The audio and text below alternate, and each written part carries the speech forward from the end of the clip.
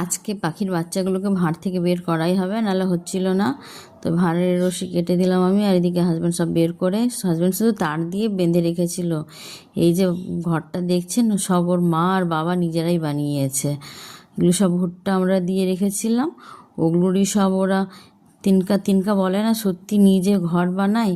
এই যে আমরা দেখলাম সত্যি ঘর বানাতে, মানে একটা শুধু মাটির ভাঁড় আমরা ঢুকিয়েছিলাম, ওর মধ্যেই ও তিনকা তিনকা ভরে, তারপরে ভুট্টাটা যে খাওয়া হয়ে যাওয়ার পর যে আমরা ফেলে দিই, ওইটাকেই ওরা মুখে করে কেটে কেটে কেটে কেটে কী সুন্দর বিছনার মতন আর ওর ছোবড়াটা দিয়ে পরে এই ঘরটা ওরা বানিয়েছিল ভাঁড়ের ভেতরে।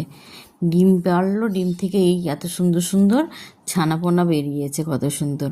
তো ভেতরে রং মানে কালারও চলে এসছে, ওদের দুটো গ্রিন হয়েছে আর একটা ইয়েলো, মানে বাবার রঙে একটা হয়েছে আর মায়ের রঙে দুটো হয়েছে। খুব সুন্দর হয়েছে পাখিগুলো। যা একটা ভয় ছিল যে এদেরকে খাওয়াবো কী করে, তা দেখছি না, ওর বাবা আর মা নিজেরাই মুখে করে নিয়ে নিজে খাওয়াচ্ছে। তো যতই খাওয়াক, তাও আমরা একটা স্যারেল্যাক্স নিয়ে এসেছি, এটাই ওদেরকে খাওয়াবো।